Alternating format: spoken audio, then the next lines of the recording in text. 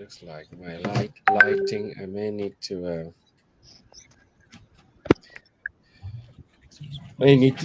sort the lighting out. Make it slightly better than that. Right. So I'm just waiting for Clarice, and then we.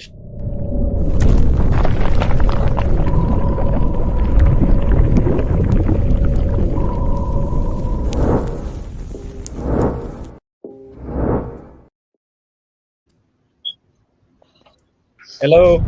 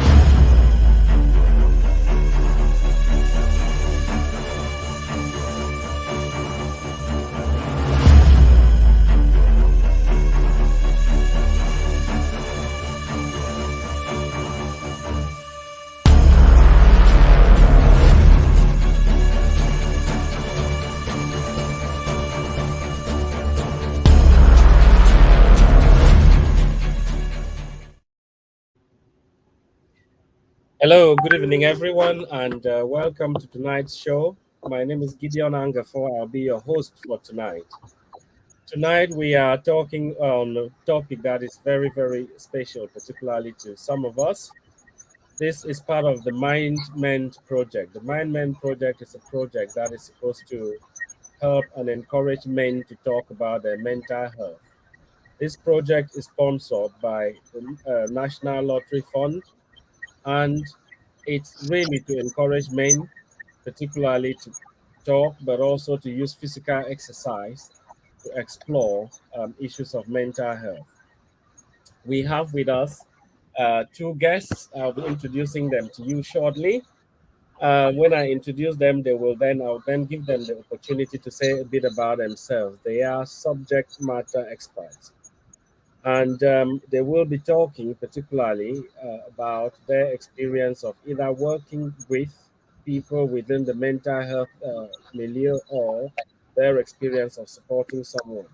So, as I've mentioned, this is the project is Mind Mend, and usually we hear people talk about the fact that men are not talking a lot, particularly about their mental health. Whether this is a stereotype, I don't know, but research out there actually says that women are better at talking.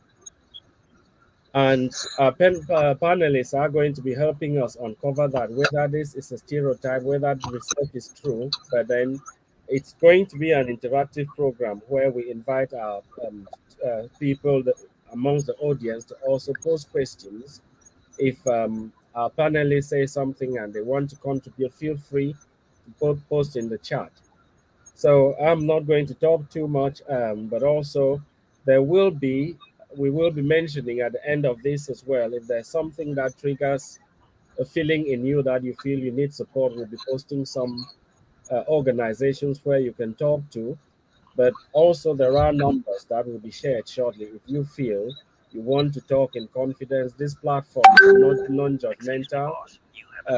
This is sponsored, as I said, by the National Lottery Fund, but run by Can Abilities Foundation, which is actually a family-founded organization that is working with and supporting people, particularly looking at depression, but also looking at different challenges in life.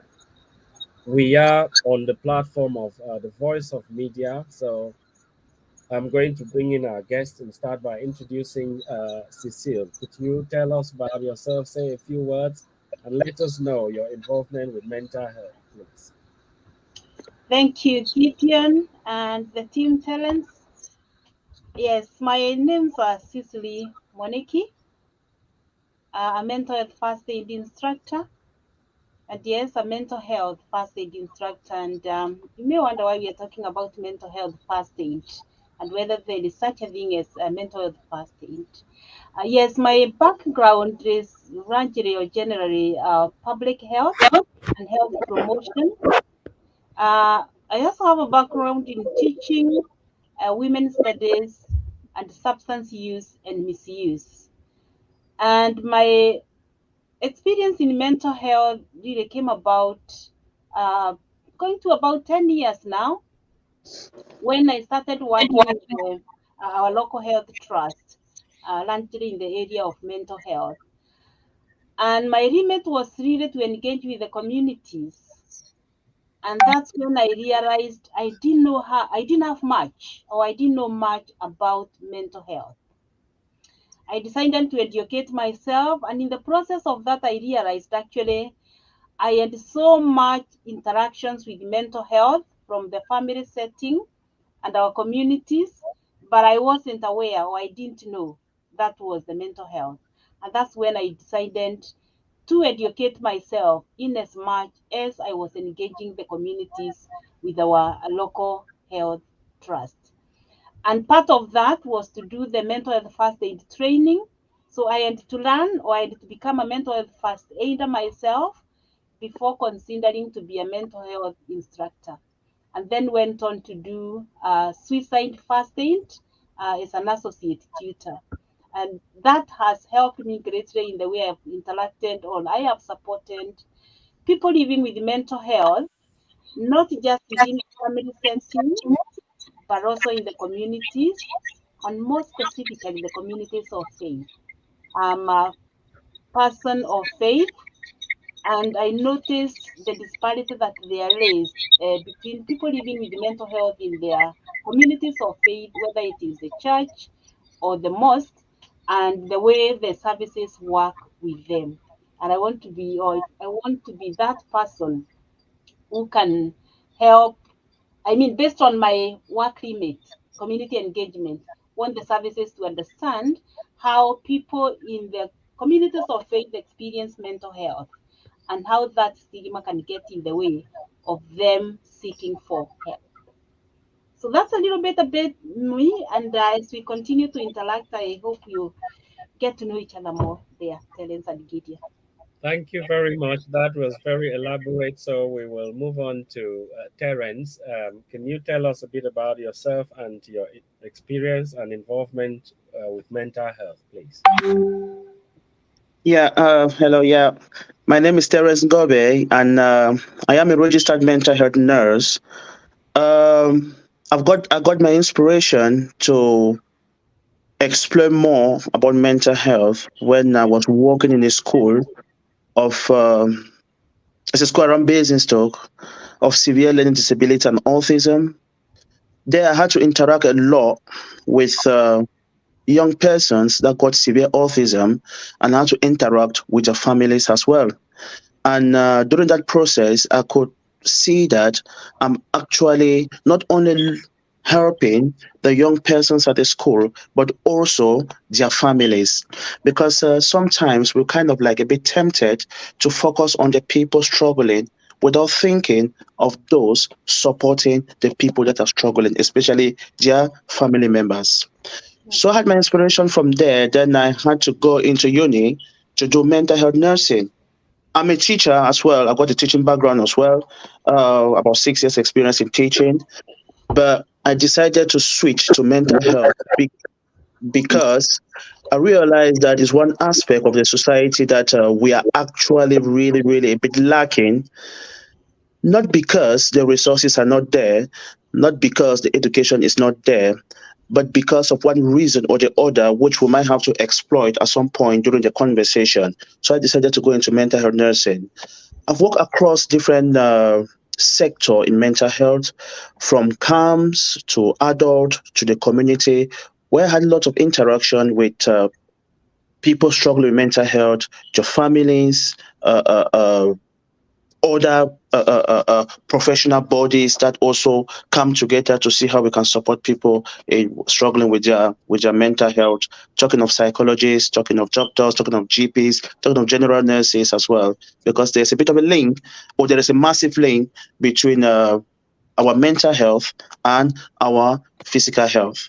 So currently, I'm working as a mental health nurse across lots of different sectors into mental health, just because I want to make sure that I get lots of experience and also share a little bit of the help that I can provide to the society. Thank you very much, Terence. And like I said, we are in for a very, very interesting conversation. For those of you who are watching and following us online, please feel free to post any questions if you have for our panelists. I am going to start. I know that Cecily has a little presentation to do, but I'll start with this question because, Terence talked about the support, not just supporting people living with mental health, but their families. And that's something that is very much part of my remit because I have a personal experience of that. So one of the key questions that is coming up is why don't men talk about their mental health? That's one of those because we want to try and explore that. Why do we think men don't talk about their mental health? I start with you, Cecily. Yeah, thank you so much, Gideon, for that. And that is one of the most popular questions we get when we are out there in the community. And of course, statistics show that men are overrepresented in our services. But actually, we don't get to get them at the, we only get to see them more in the services at the crisis point when it's open up to men. And this is largely to do with that aspect of not talking. So why don't they talk? And one of the reasons we've come across is the fact that the community expects so much of them, and especially based on their cultural background or depending on where they are coming from. That gender role expectation gets in the way. And so you find that they are less reluctant in seeking for help until they get at the crisis point. Again, they feel less satisfied compared to women. That lack of satisfaction. They want to prove more, and so they will rarely talk much about what they are going through until somebody else sees that. And of course, by the time they see that, it's the crisis point, which does not always help. Thank you very much. So, Terence, any contribution or addition to that, or anything that you have that may be contrary? All right. Just to add to what Cecily said, another thing I would like to share is the fact that men find it really difficult to talk about their mental health, talking from a man's point of view, due to self stigma and social stigma. You know, men, us men, sometimes we find it really, really difficult to show our emotions or talk about our mental health or talk about our level of stress or talk about our anxiety or talk about our low mood because of stigma, social stigma. Another thing too is societal expectations, and I'll add a little bit to this traditional role, especially for some of us men from the African origin, where we get some of this traditional role and the expectations that we from the society, we really find it really difficult to talk about it, talk about how we feel, you know, and also. Men sometimes we have this phobia, this fear that our feelings is going to be dismissed. You know, I've had a conversation with some men talking about their mental health, and they told me that, oh, T-boy, you know what? Each time I try to talk about this, my feelings is being dismissed. So really need to try to create a society where we have to validate people concerns, especially when it has to do with mental health. Because if we don't do that, we'll get to a stage, as Cecily said, we only see them in the crisis stage, which they are really, really struggling, and other forms of interventions, which are more intense, we're going to be put in place. Of which, if we try to break this gender stereotype, we try to break this self stigma and social stigma, and we try to validate men's feelings when it comes to them talking about their mental health, we will avoid the situation where they get to that crisis stage. Another point I would like to add into some of the reasons why men don't really talk about their mental health is the fact that some of us men, we feel like we are self reliant, and we are supposed to provide for our families and our loved ones. So because of that aspect that we have in the back of our mind, we try to neglect our mental health to a certain degree, and before we noticed, we are struggling. We're in the crisis stage. And I'll try to link these points with I was reading the other day about the stages of grief by this famous psychologist by name Kubler Ross. One of the first stage, she spoke about denial. Sometimes men, we don't talk about our mental health because we deny the fact that we have it, we're struggling. We kind of deny it. We try to bargain it. No, I can't have it. I am a traditional ruler. I am a man. I'm meant to be self-reliant. My family depends on me. So you deny it, you bargain about it. Then by the time you notice you're in the crisis stage, you're in this phase of depression, and you start thinking about suicide.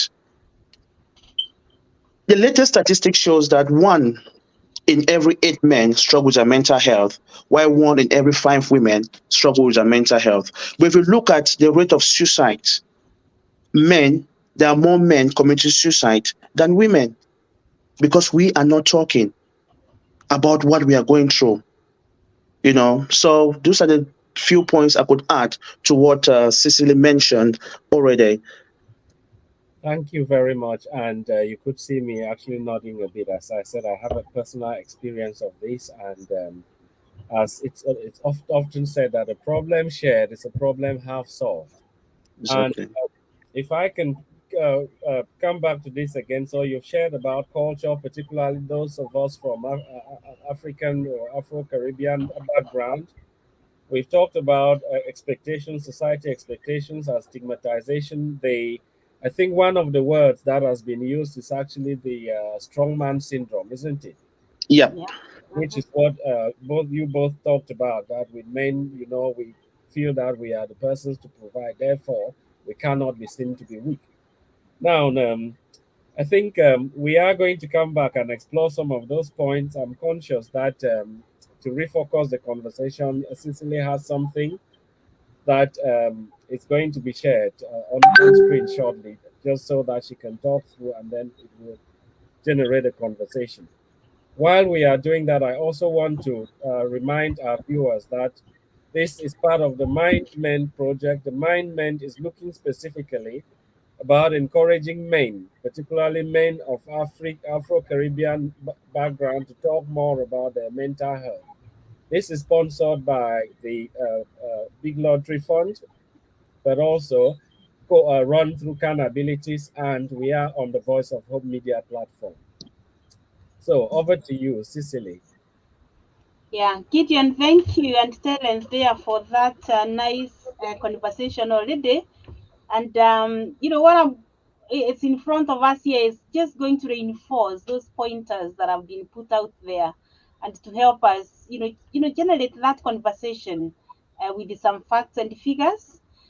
Because when we talk of mental health, sometimes when we have not experienced it, or it has not happened within our households, we think it happens out there until it hits us. And one important thing I want to mention here, especially when you're talking of men and mental health, you notice that within the word mentor, there is, you spell the name men. Yeah. So Yeah. to me, this is to show the association that there is. The general fact to remember is that we all have mental health, and there is no health without mental health. Very, very important to understand that, so that to address the stigma, not just the stigma out there, but the self stigma that we've been internalized, So really, we all have mental health, and there is no health without mental health. It's important also to note that mental health is common, very very common than we think, especially due to the fact that we all have mental health. Perhaps what is not very common is the mental illness. We may not all have had it, but we have interacted with the people who have had it. But the fact of the matter is, we all have that mental health. However, we do not talk enough about it. Talking about mental health is not comfortable, it's not common, and it is shined away from. And when I introduced myself, I talked of mental health first aid. The idea behind mental health first aid is to normalize mental health conversations. Just like I would feel comfortable because I'm seeking for your support, talking about having a headache or a backache or even a broken leg. It's the same way we need to feel comfortable talking about mental health. Again, another important to mention here is that mental health is easy to feel and hard to see. Yeah, it is easy to feel and hard to see. So it's very, very important that we acknowledge that so that we can take time to understand what you are going through, because it has to start with you. You can only give what you have. So check yourself, through your how do you check your mental health? How well are you in supporting yourself so that you can support somebody out there? Now, when it comes to mental health itself, we know that, with the suicide, men are three times likely to, go lose, end their lives through suicide than women. As a matter of fact, it's 78, sorry, 75%. These are the recent figures we have had. I'm sure there are more figures now given the difficult pandemic experience we have had.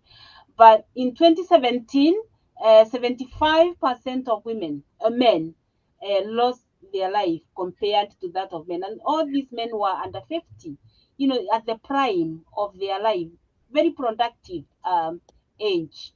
So you can imagine the impact that has had or that had with, or rather, to their family members.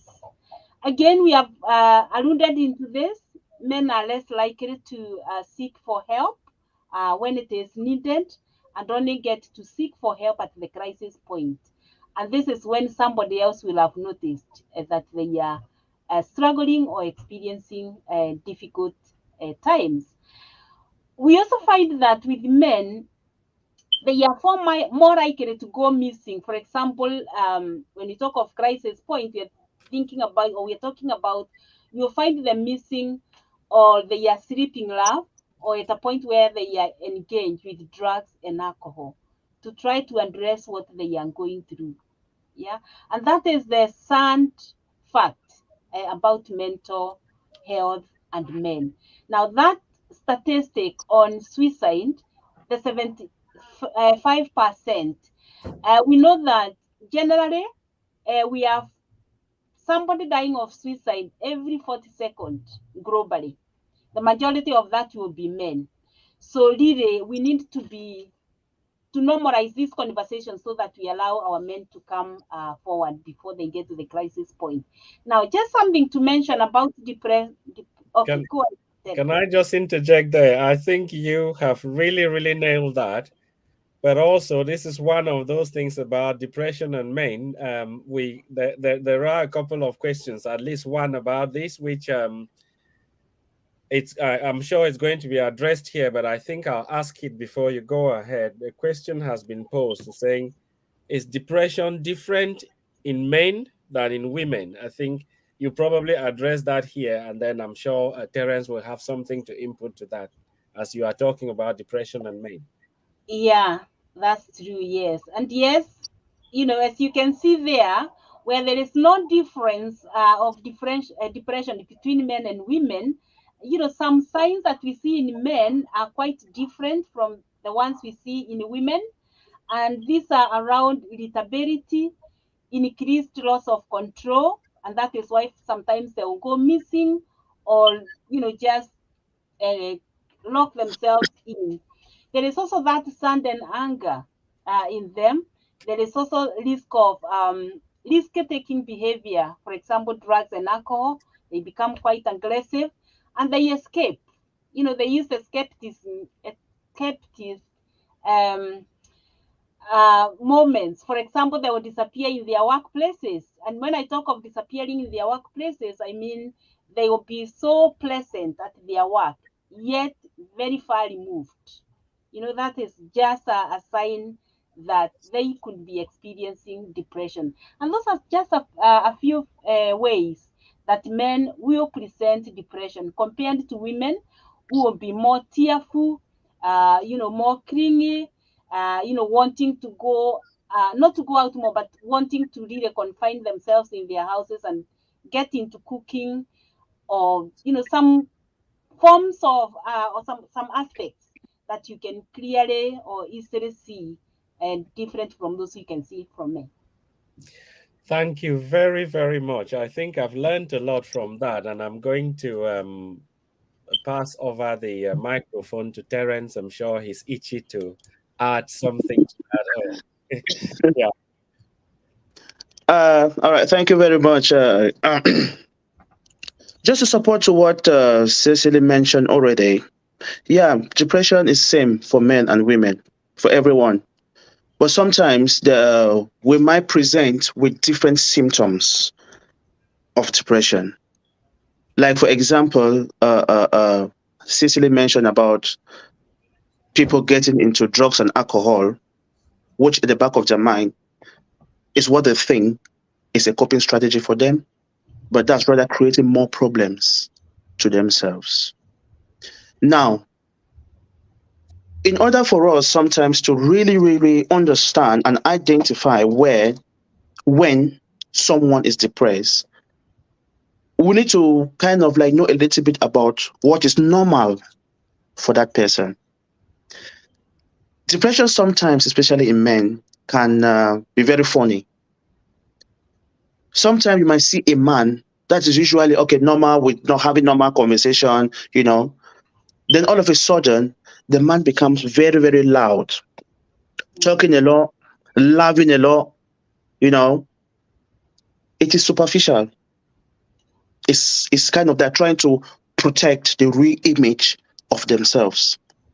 So over talking and over loving can be or is also another symptoms of depression, which if we are not very, very careful, we might rule it out, thinking that oh, that man is just happy. Especially when we know the norms, the normal behavior of that person. For example, it's I don't want this to be twisted. There are naturally people that are loud, like to talk a lot, like to laugh a lot. But as I said earlier, we should understand what are the baselines behavior of a person. And if the person is doing something out of that baseline continuously, then there should be a question mark somewhere. Because sometimes over loving, because when people think of depression, all what comes to their mind is seeing somebody like that, very low mood, not engaging, not doing anything. Yeah, those are symptoms of depression. Yeah, that's fine. Those are signs of depression. That's fine. But also over talking, over loving, sometimes could be a sign of depression as well. You know, and men as well. Sometimes one of the symptoms is they just cut themselves off from every aspect of the society. Where they always go to maybe have a social gathering, they don't go anymore. They lock themselves in the house. They spend more time in bed, not even sleeping. They are awake in bed, thinking. They struggle with insomnia and all these other aspects. So those are the few things, the two things I wanted to add to what CC is saying. So mental health is the same for men and women and for everybody, but sometimes it's just the symptoms in which we present with our depression that makes it a bit different. Thank you both very much for that really, really enlightening input on whether depression is different in men and women. And I've learned a few things there, particularly, I think we've talked about, as Terence just said, about uh, being careful about what is normal and what isn't. So And Cecile, you talked about the fact that some of the men would look at. You talked about being escapists, being present yet not being available, if we can put it that way. And you've talked about the abnormality, and again, that has enlightened me a lot, particularly in the fact that sometimes we tend to think that someone who is being a bit gloomy, depressed, will be gloomy and things like that. And Terence has talked about the excitement and laughter. Now, the next question that I'll be asking is so let's say for most of our African brothers who are living or married or living with their family, with their sisters or aunts, how can we, what do we think we can learn from women, which will be able to help us, especially in this not being able to talk about our mental health? Or the question I'm really asking is, what do you think our wives, our sisters, our women can do to help us in that situation? Okay. I'm a sister, so let me come first. Yeah. Yeah, I mean, it goes down to this normalization of mental health conversations. Try to demystify, the facts that are out there about mental health. And it's just around having those conversations openly and comfortably and safely at the same time. Now, I mean, one of the reasons we've both mentioned here is that women tend to talk more, and actually, that's one of the reasons they cope well or better with mental health. So, really, men can borrow a leaf from the women by trying to have those conversations. Like they would talk to a friend around having a broken leg or a headache. Let's try to share what it is that is, or encourage them to share what is bothering them. Now, as a sister or a friend or even an auntie, uh, Terence mentioned about knowing the person so well. So I think we have a responsibility of having, or that duty of knowing the people around us and trying to check when things are changing, and confidently and comfortably asking why or what could be happening. And when they are in that phase, they could be difficult to, they'll be masking. Hmm. So try to see when, and women are very observant. Yeah, they have that sixth sense, as we say. So they will easily see when things are changing and therefore support accordingly. But let's make those conversations comfortable and normal, because of the fact that we all have mental health, Yeah. and there is no health without mental health. Thank you. I was actually going to use that word at some point, but I think it's a key word for me from this conversation. Over to you, Terence. What do you think our sisters, our mothers, our wives, and even lady friends can do to help us brothers, particularly when we have this cultural strongman syndrome to cope with sharing about our mental health? All right. In addition to what Cecily just said, and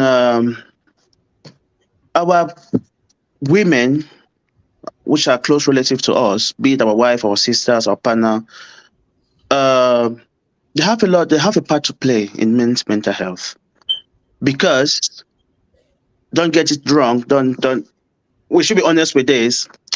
Women are very smart. They know when things are okay and when things are not okay. Mhm. Yeah. So one of the things that women can actually do to help us men have that ease to talk about our mental health is validating our concerns, and being non-judgmental. Okay. Because if they validate our concerns and they're non-judgmental, you create that safe environment. We're gonna feel safe to talk about it. But by the time they start judging us, then we men, because of the stigma, the stereotype, will be like, oh, let me not talk about what I'm feeling, before they tell me that you are not man enough. Hmm.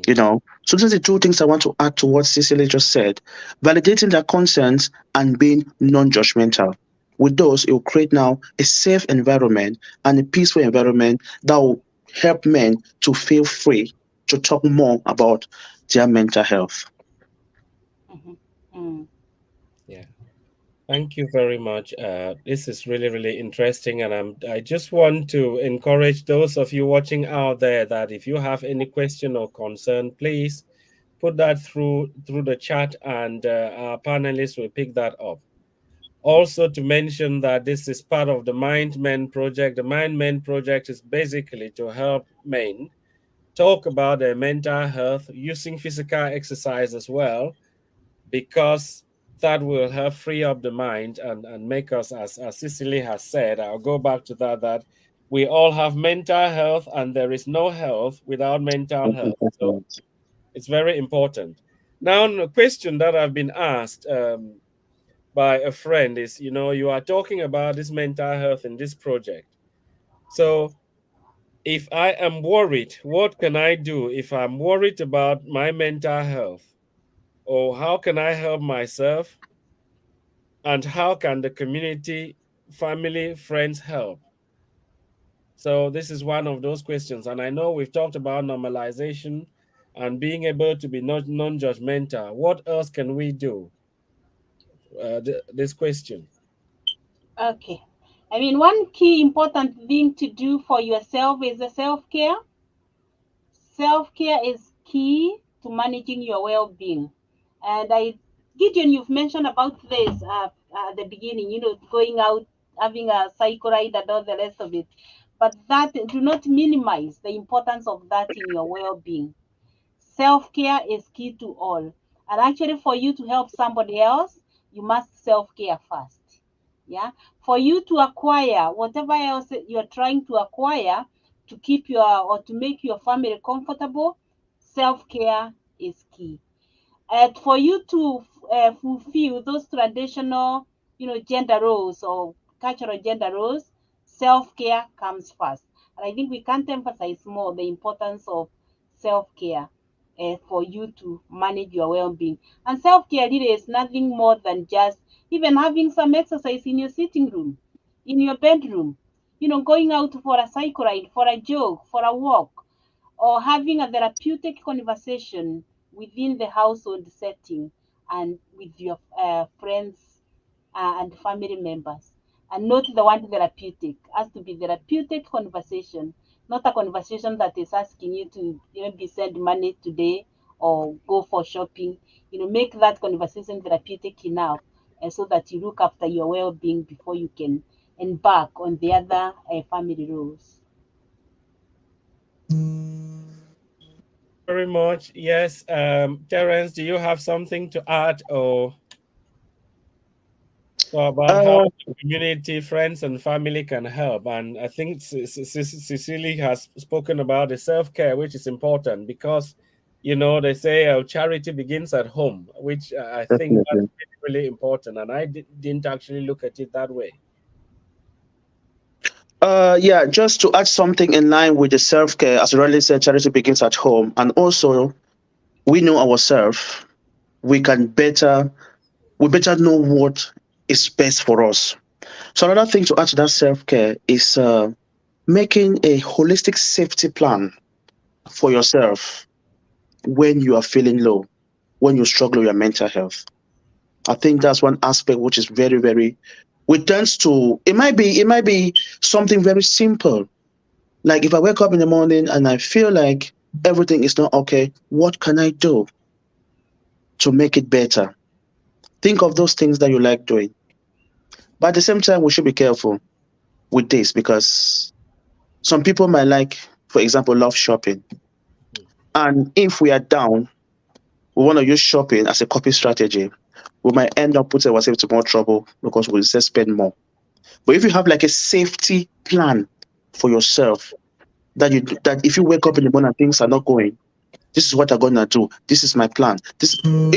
Call it a care plan for yourself. You know, just make it a care plan for yourself. If I wake up in the morning and things are not working, all right, this is what I'm gonna do. Maybe engage into activities, engage in sporting activities like we earlier mentioned before. You know, it will be helpful. It will be helpful. There are other places where we can get help, and I think that will be explored at some point in the conversation. Not particularly sure, but when we get there, then maybe we'll come also other places that you can actually seek help when you are struggling with your mental health. Thank you very much. That brings me to another question that someone's asked, and this is particularly about the fact that we are from communities which, as we've already said, are cultural mysteries around mental health, but also the fact that we fear that it's going to be stigmatized. Someone's asked, what can we do? What should we be doing within our communities? And I think this is part of that. This conversation that we are having here it's just part of that we could do. But what else? They are asking, what else do we think we should be doing to try and get our community, particularly our men, to talk about this? Yeah, I think it goes down to that communication element to it. Is by having men's group, men's group, and I know we are so much used to having women's group. And when we talk of men's group, usually they are groups around business building, or they form a kind of a club. But actually, in this case, we are talking of men's group where they are talking about going through matters of health and well-being. How can they support each other in terms of keeping oneself better, and also signposting each other to places that they may be helped from. But it starts from a place of acknowledging that mental health is real, it's there, one is experiencing it, and then coming up with other strategies, for example, men's group, but also thinking about the other community groups and services that are out there. For example, there is men in the Shent, or Shent and men in the Shent. It's a quite popular national, I mean, in UK, a national initiative. Yeah, you may want to Google that and see how much it has helped, men in talking about mental health, starting those conversations. Thank you. Yes, I've been taking quite a few notes, which I think will be important. And yes, it's very, very, very good, all of those. So, Terence, do you have something to add? Um, yeah, I'll just drop something very later in relation to what Cecily have already mentioned. Normalization. Hmm. We need to normalize mental health. We need to all, as men, accept the fact that there is mental health. And we should also know that mental health is not just about mental illnesses, it is also about maintaining a positive state of well being. We need to normalize this conversation among us men. We need to also take off that stigma of being judged. That talking about this, they're going to judge me. Take it away. If you are being judged, put in the back of your mind that there's no perfect human being. We all have our own crises. So communication is very important. Talking about it among us men, getting together, because they used to say a single hand cannot tie, you know. But if we put our hands together, try to normalize mental health, talk more about it as men, then it will be good. Joining groups, creating groups to talk about our health, not groups to come and sit and maybe chit chatting or drinking a lot of alcohol. No, yeah, chit chatting is good because it helps you to clear off certain aspects, certain things that's bothering you. But we should make mental health an essential topic in our conversation when we come together as men. Because women talk about this really more. They talk about their mental health, they are so relaxed, they're so free with each other, they talk about it. But us men, because of the strongman syndrome, we don't want to talk about it. Hmm. We need to try to create groups that will, first of all, wipe away the strongman syndrome aspect, normalize the talking of mental health, and communicate with each other clearly without being judgmental as well. Yeah. Thank you very much. That brings me to another question which has been posed, and this is about the fact I know both you and Cecily talked about the fact that most of the men are in denial. Even when they are going through that, they are in denial. Someone has posed the question and saying, I may have, or I have a family member or a friend that I know is going through really struggling, yet they are being in denial. They are not wanting to talk about or accept the fact that they are struggling. So, what do we think we could do in terms of such a situation where, well, I think we talked about other women, and you said you used the word smart, and I think, and also Cecily saying, knowing our men, knowing our family, we know them, we clearly see that they are struggling, yet they don't want to accept that they are. What could we do in such a situation? That's the question they are asking. Mhm. Yeah. And that can be quite disturbing actually when you clearly can see somebody is struggling and they are completely in denial of the reality of things.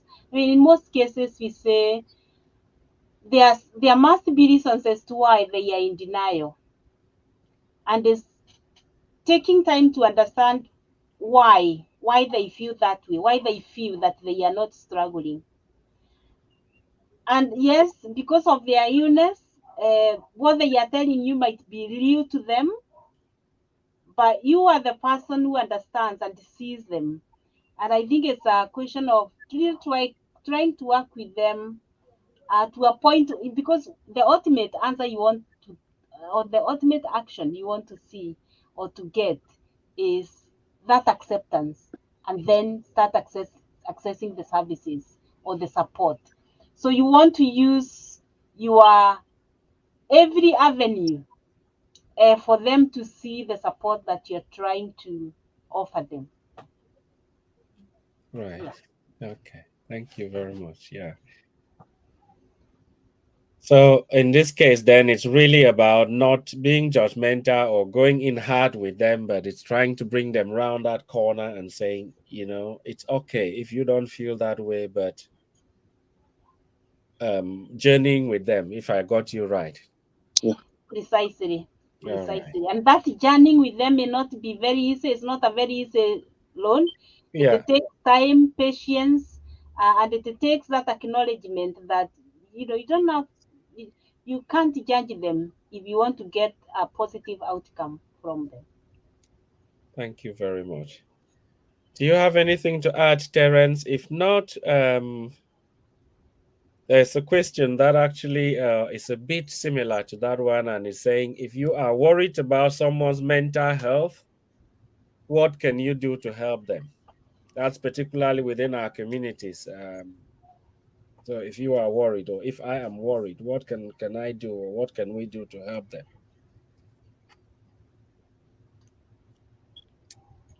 Do you want to go, Terence, or do you want me? Oh, okay. Yeah. Sorry, I was just waiting. Yeah. Sometimes it's a bit tricky, and as Cecily said earlier on, we need to work with them, and we need to try as much as we can not to get very emotional, because being in that state of mental health and you're trying to let them know what is going on, there might be that bargaining, which if you get emotional, it might turn to an argument. And when it turns to an argument, that person you're trying to help will lose the trust and confidence in you. So you have to be very tactical, be patient, communicate, explain, talk to build a therapeutic relationship with that person. If you try that and the person does not get to the acceptance phase, to the point where he can now seek for the right help, depending on how they feel or the level in which the mental health crisis are eating up with them, then you should be thinking of seeking external help, especially when you are really, really concerned. And this Mhm. external help can come from NHS website. We've got phone numbers you can call. There's a number we call it shout, that if you can text shout and you explain to them that, look, I've got someone that's really, really struggling, but the person is not really acceptance of what they are going through. That person needs help. From there now, there's a whole procedure that they're going to follow, which is about getting the crisis team involved, getting the community mental health team involved, and maybe getting an assessment on that person to be done. And if the person is still in denial and the person still need that help, then another step will be taken, which I don't want to go further into it. But it's all about talking to the person, provide all the necessary facilities that are there to help that person, give them their responsibility to a certain degree, but if we think that it's not working, then we seek external help. Mm. And thank you to hand on that, Terence. Thank you for bringing that up. Actually, within the mental health first aid training or rather awareness that we give out there is that what you have explained there is about approaching, assessing, and assisting with any crisis. And all Definitely. that takes time. It's all about communication. It's all about how you assess. It's all about how you assist. But when it comes to crisis, this is now you have nothing else left to do than to seek that external help. The emergency services, because your interest is at the best. You have the best interest of this person. You want them to be safe. And if they are at crisis point, they are not safe. You just need to get that emergency service. Right. Thank you very much. Again, to our audience, this is the MindMend project, and this is sponsored by the Big Lottery Fund. And this is run by Accountabilities Foundation. We are on the Voice of Hope Media platform with our panelists. We have Cecily, who is a mental health first aid trainer, and we also have Terence, who is a registered mental health nurse. Now we have again another question which is coming from the audience, and the question is, what is the difference between bipolar and depression? Could you, one of our viewers would like a kind of a quick uh, explanation of the difference between bipolar and depression? Wow. Um, Terence might have sorry. a better answer to that, but all I can say is that bipolar is the ups and the lows, Yeah. and depression is that low. You're constantly there. But Terence, over to you. Okay, yeah. Okay. Depression is or can be a symptoms of bipolar. With bipolar, it's like two opposite phases. You have the manic and the depressive stage. Mm-hmm. When you have those two symptoms, you have been given that diagnosis of being bipolar. When you're manic, for example, I'm normally a very calm person. I don't talk a lot, but I calm. Oh, Gideon, how are you? You look so handsome today, man. Can I take you to Dubai? Can I take you to, I'm gonna sponsor your trip to America. I've got 50,000 pounds in my account. I've got 1 million to share to people. I've been to, that's manic. At that stage, you're being really manic. And Mm-hmm. manic come with some element of grandiosity. It Right. might come with some element of irritability as well. Mm-hmm. Then you leave now from that manic stage, you now go down the stage of low mood that will lead now to depression. Right. That's what makes it bipolar. And sometimes people might think that, oh, when you're being manic, it's fine. No, it's not. You're not Mm-hmm. being happy. You're struggling. You need help. So there is no best way about it when you're bipolar. We need to try to support that person to bring that person back to their norms. Because if they stay in a manic phase for so long, other things might come in. If they stay in the depressive phase also for so long, it might get to psychosis. There's something we call psychotic depression, where Mm-hmm. other symptoms comes into play and it begins to disturb and it becomes more complicated to handle. You know. Right. So bipolar is the up and down phase. You got a very high phase and a very low. Very happy, then some people are not happy. While depression is that stage of low mood, self-withdrawn, and all other things that other symptoms that comes alongside with it. I don't know if I'm really explicit enough, but that's just how That best is I can explain it. that is a very, very good analogy. At least I got the one about just saying, "Oh, I'll do this," and then very soon it changes, and I mean, it then goes to explain why it's by kind of sort of two Exactly. and all that. Thank you very much for that. Again, I just want to reiterate before we carry on, we are going towards the conclusion here shortly. I want to say that the Voice of Hope platform is actually a non-judgmental platform. If you have been affected by something that has been said in this conversation, then please feel free. We'll be posting a number of organizations where you can talk to. One of them is CAMS, the Samaritans, Men's Health Forum, but also please use the number on the Can Abilities Foundation webpage and chat. If you wanted to talk to someone, there will be someone to listen to you, and we can guarantee you that it will be non-judgmental. We will also there will also be a possibility of having questions. If someone hears and then there is a question that they thought, oh, I wasn't able to ask that, please pose it, and then we'll be able to get our subject matter experts, Cecily and Terence, to respond to those. Now, I think it's been very interesting, and I've been taking some notes. If I can go back to recap again, we've really been looking at mental health, and particularly in men of Black and Afro Caribbean backgrounds, why they do not talk about their mental health. And I know that as part of those conversations, both Cicely and Terence have actually mentioned about aspects of culture, expectations, and stigmatization that may prevent us men from talking about our mental health. We've also had them talk about the fact that women in particular are on top of this. Our moms, our sisters, and our daughters know us, and they can be able to help us. But this should be done in a non judgmental manner. We should be able to normalize those conversations, and this platform is trying to do that as we go on. So before we end, I'm going to start with you, Cicely, to say, do you have any final words for the audience? Yeah, the one simple statement I will say and end with is that it's okay not to be okay. Yeah, it's really okay not to be okay, because that's pretty much part of our well-being. Yeah. Yeah, thank you. Okay, not to be okay. I'm learning a lot. Yeah. Yeah. And Terence, do you have any final words to say to our Uh, audience? yeah, I would just want to add that every man at some stage in their life, every human being at some stage in their life, struggle with mental health difficulties. So we shouldn't have at the back of our mind that we are alone. It's just us.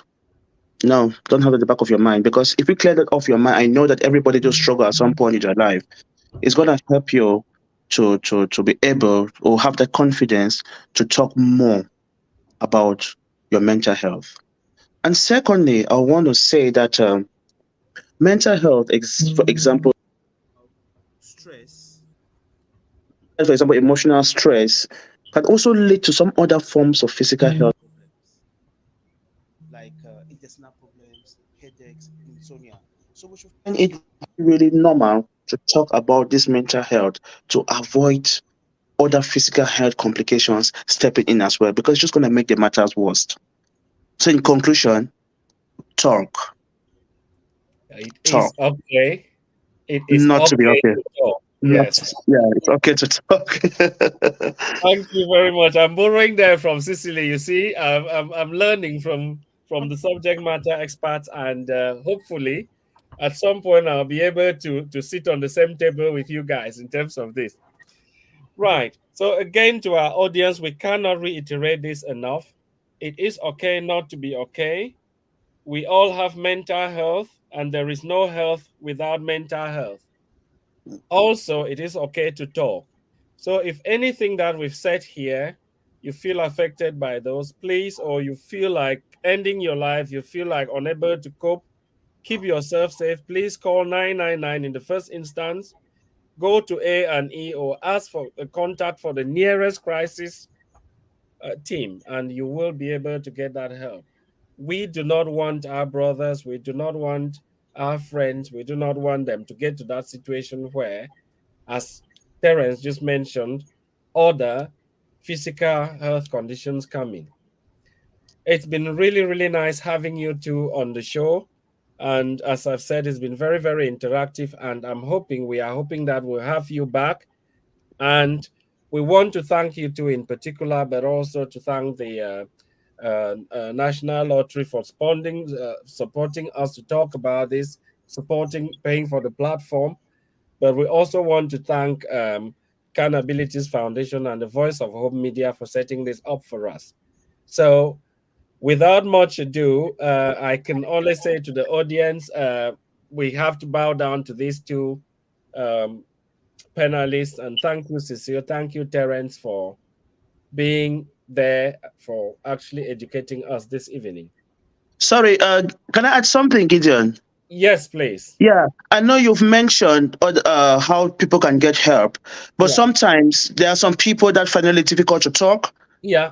maybe on phone. So those that cannot really talk, they can also text. You can text shout to 85258. 85258.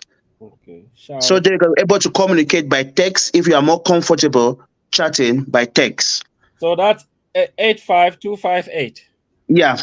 Yes, so I'm sure we are going to be putting that up as well on the platform. So thank you very much. That's another one that will add to the different things. And obviously, Cecile, this last one is for me.